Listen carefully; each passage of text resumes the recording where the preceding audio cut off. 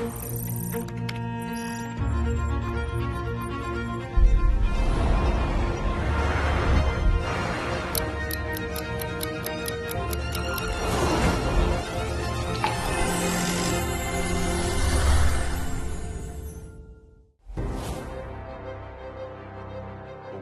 is leading the way, 30%, Europe 15%, and the US half of Europe, around 7 to 8%. Is the rebalancing the correct word, or regain?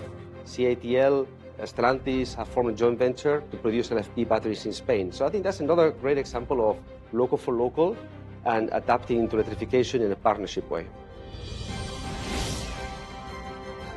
What are the perceptions and what are the acceptance of the Chinese cars in the West world? It's becoming one of the largest exporters, but also one of the largest EV exporters. Yes.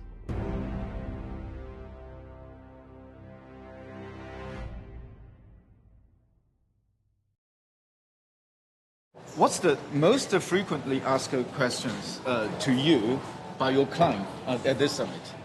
At the summit?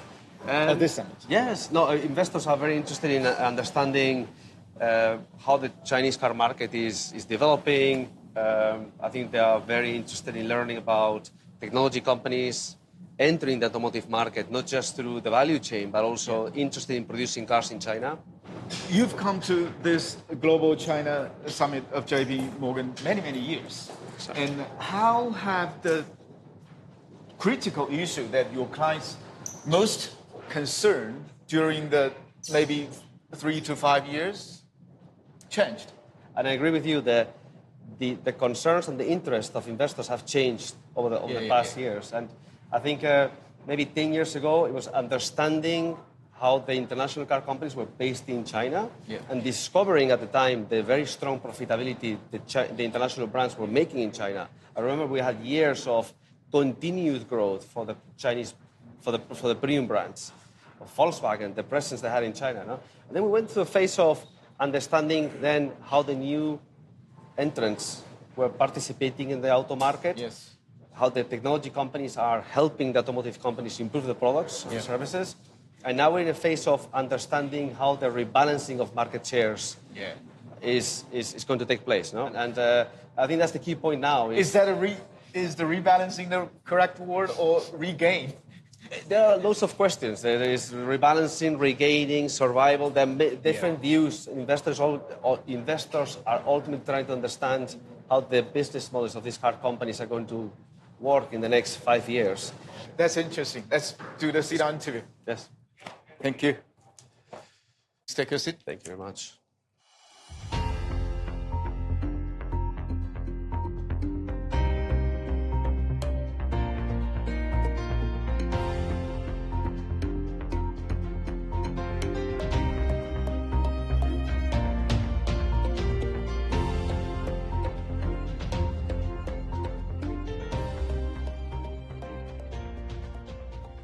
So let's start with the most important thing, the policy uncertainties surrounding the auto industry globally. We know that this year, from Europe to America, many automakers have cut or withdrawn the profit guidance this year due to the impact of the trade war remains unclear.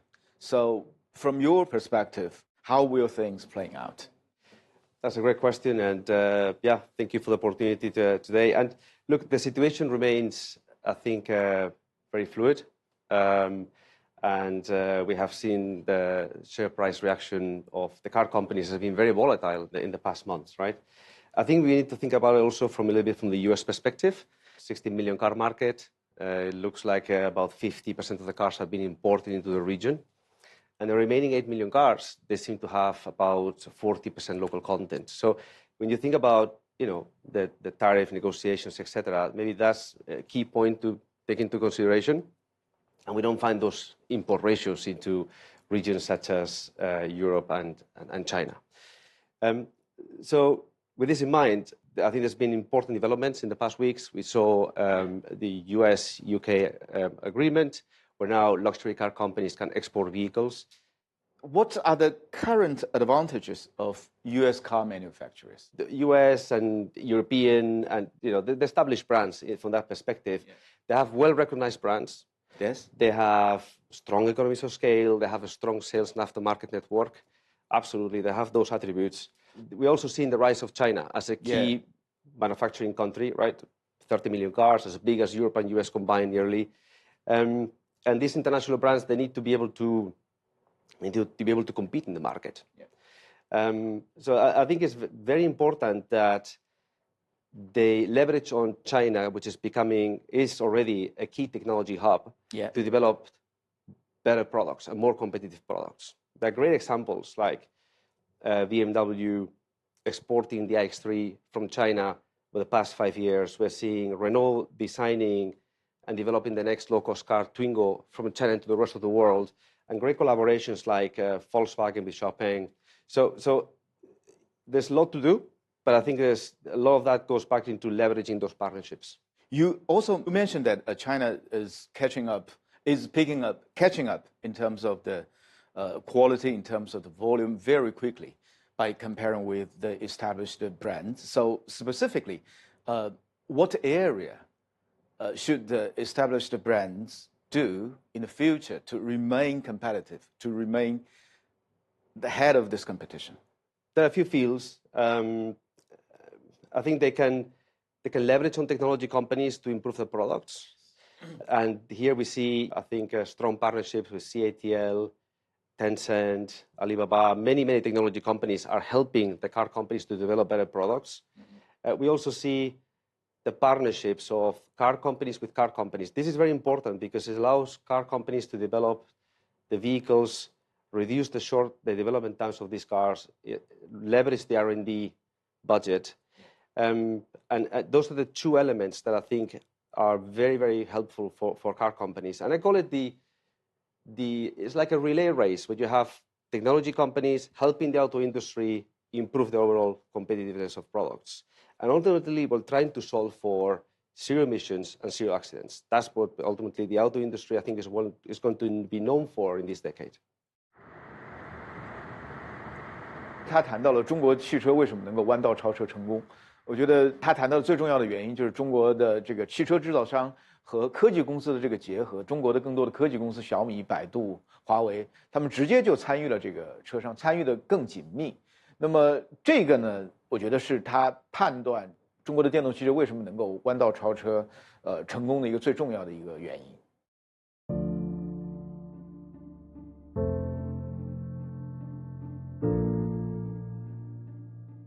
Alongside the challenge posed by geopolitics, posed by trade, the auto industry is also grappling with the transition to electrification. So how do you see these pressures playing out in the long run? It's a great question. Just going back to that topic of the two big mega trends, electrification and autonomous driving, the consumer is facing a lot of options when they want to buy a car. No? The consumer is opting for plug-in hybrids when they don't want to have any compromise on the range of the car and they use that dual powertrain, or they're going for full BEV when they want to opt for zero emissions. Now, the rate of adoption of electrification, when you look at pure BEV, is very different.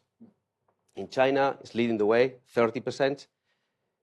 Europe, 15%, roughly, so half of China, and the US, half of Europe, around 7 to 8%. That's a little bit how the world is coming together, no? But there's one common denominator across all the regions, which is the consumer is not going to pay more for the powertrain. It wants to have a reliable vehicle, no compromise on the range, and a good residual value. Yeah. So I think we're seeing some interesting developments. We had BYD launching the 5-minute, 400-kilometer range vehicle, which was, I think, a breakthrough in technology. And then we're seeing also trends that lead more into regionalization and partnership. CATL and Stellantis have formed a joint venture to produce LFP batteries in Spain. So I think that's another great example of local for local and adapting to electrification in a partnership way.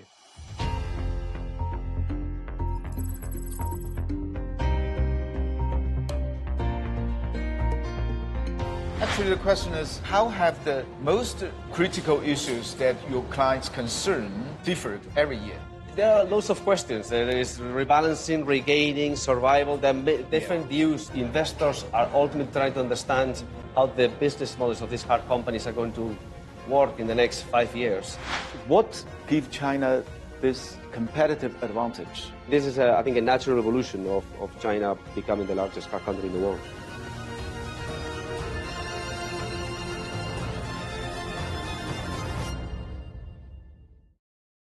You said there are two megatrends in this industry. One is electrification. The other is driverless car. The two megatrends gave China a perfect opportunity to overtake at the curve. You know, now China is the largest EV maker in the world, largest EV market. And what gives China this competitive advantage? That's it, yes, absolutely. And China, 30 million car market production, exporting 20% of cars, obviously is exporting the largest amount of, it's becoming one of the largest exporters, but also one of the largest EV exporter. Yes.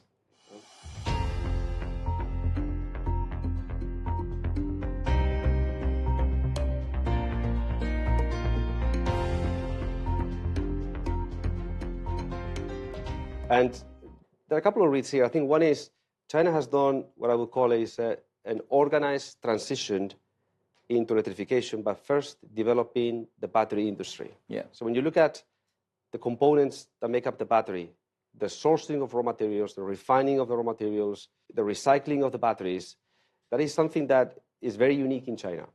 But we have not managed to replicate this business model in Europe or the US. This has naturally led to then the adoption of electrification across different segments. Truck, bus, light commercial vehicle, passenger car, energy storage, all of these subsegments. But everything started with organized transition. Second read for me, I think is interesting, is that China exports a lot of cars. And there's this idea that China exports only electric vehicles. Well, China, the majority of vehicles that are still exported are combustion engine and electrified combustion engine vehicles. So this means that China has also closed the performance and quality gap to the Western brands. Because they're taking market share not just with electric cars, but also with combustion engine vehicles. So those two reads are very important to understand the progress of the Chinese auto industry.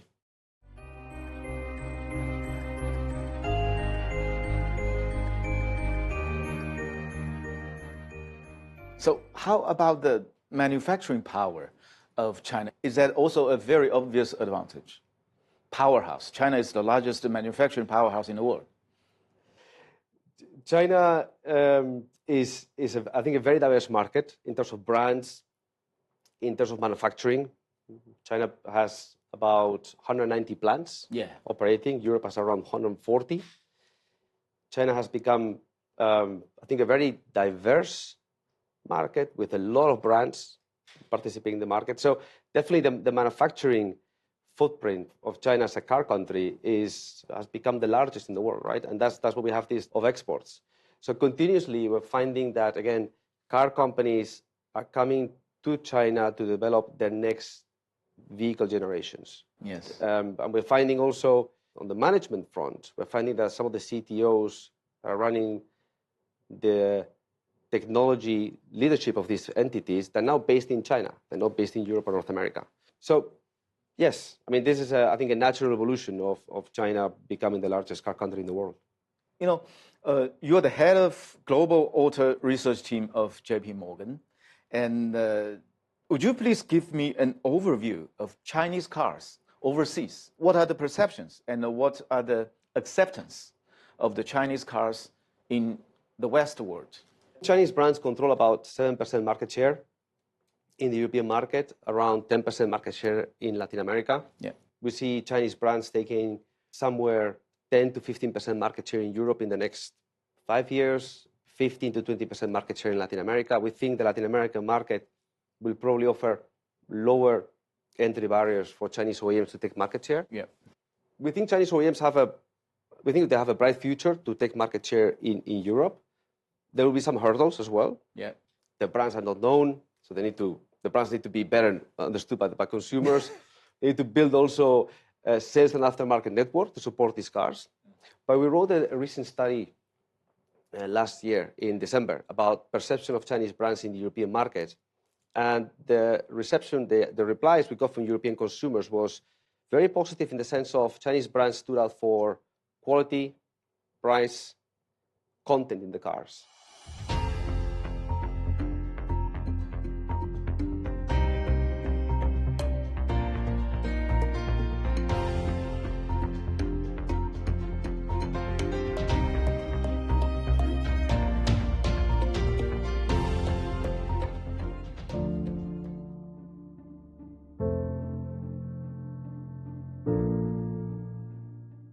When it comes to the EV maker, China is the largest EV maker, and China is the largest EV exporter. Can the Western established traditional car makers, can they still turn things around? Specifically in China, a rebalancing of market shares, clearly, specifically the last 5 years, right? And Volkswagen used to produce in excess of 4.5 million cars in China. They're now producing 2.3, 2.2 million cars. They used to have 17% market share in China. They now hold about 7 to 8% market share in China. So we have seen a rise of Chinese OEMs in China, right? So we've seen the likes of BYD, Geely Auto, Changan, GAC, and the newcomers, Xiaomi, NIO, etc., Xiaopeng, coming to the market. So there's been what I would call a natural rebalancing of market shares in China. Within Chinese OEMs, control in excess of 60% of the market in China now. They will control, I think, in excess of 70% of the Chinese market. But I think international OEMs, what they can do is, if you offer a competitive product, there are proof points that when you offer good products in the market, you can sustain a 5 to 7% market share in any given region. How do you do that? Again, partnership with technology companies and with OEMs to develop better products. So those partnerships are, for me, absolutely key to maintain that presence. So can they turn around? Can they come back again? Yes. And there are, I think, strong signals of that. We will see, I think, the product launches in the next 2 years, and that we will see that evidence of that in the next 2 years. 他刚才谈到了有一点，他们公司刚刚发布了一个报告，就是关于中国的汽车在欧洲的市场的一个调查。他就问你对中国车印象最深的是什么？排名第一的就是对于中国车的这些 tech。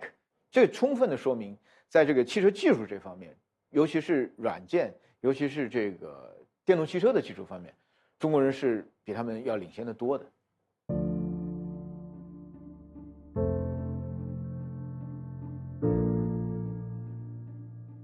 More than 200 EV makers in China, but few of them are making money. So what will happen in the next maybe 5 to 10 years? How to survive? There is a lot of talk about consolidation in the market. I'm not sure if there's going to be so much consolidation. When you think about it, obviously China is the biggest car market, more than 200 EV brands participating in the market. Europe probably has half of them when you compare BEV and powertrain. And China has the most amount of 190 plants versus Europe at 140. The initial reaction to that is the diversity must lead to market consolidation. Yeah. I'm not sure. I think the brands are improving the competitiveness.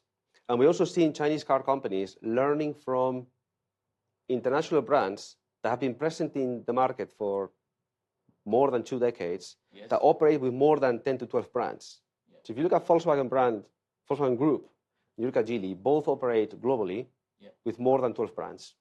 You can do that as long as these vehicles are built on a common architecture that goes back to obtaining those economies of scale in purchasing and components. If you do that, you can maintain a diverse operating model where you can have multiple brands in the market. So yes, there will be some consolidation in the market, but I think the consolidation is going to be probably less what investors out there are expecting. I think there will be some consolidation, but probably much less than what the market is expecting. And this will be all about leveraging resources on common architectures.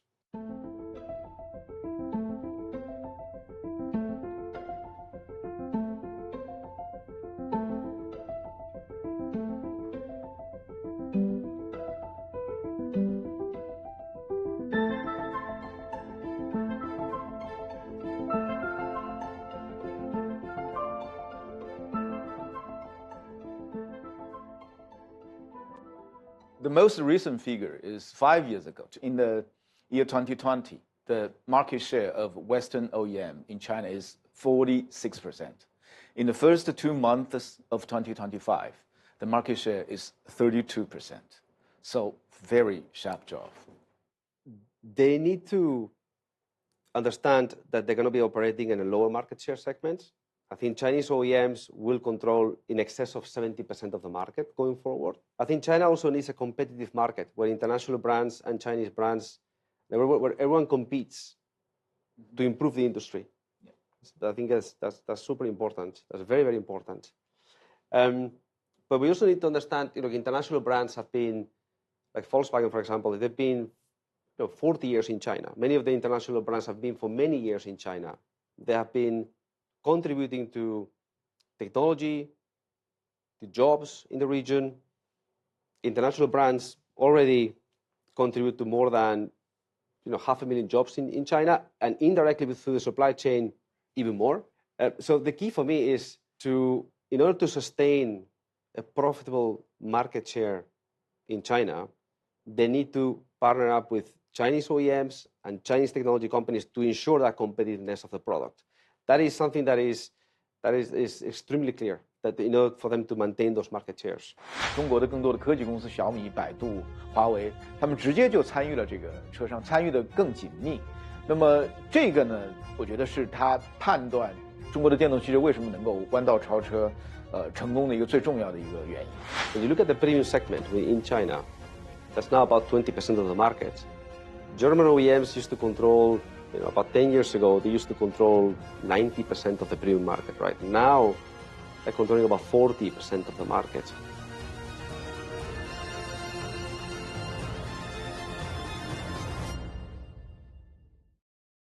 So final question, Jose. Now, in the global top 10 automakers, there are 2 from China. What is your expectation, like, let's say, over the next 10 years? Oh, that's a very good question.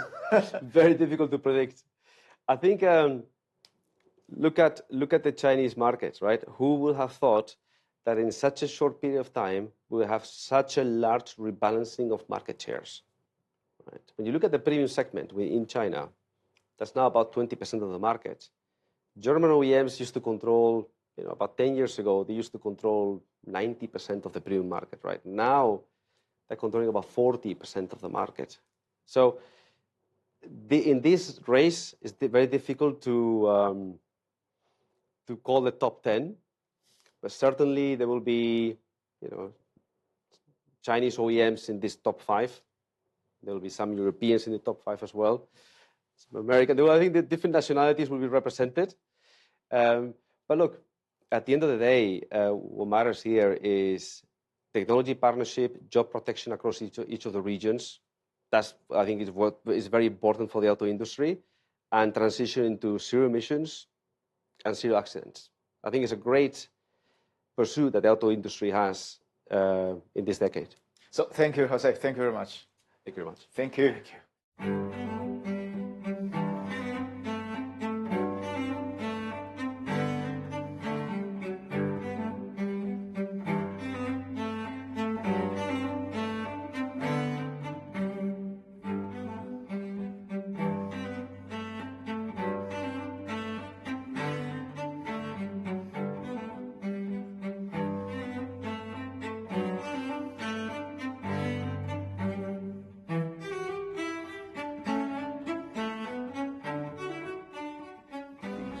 Every year.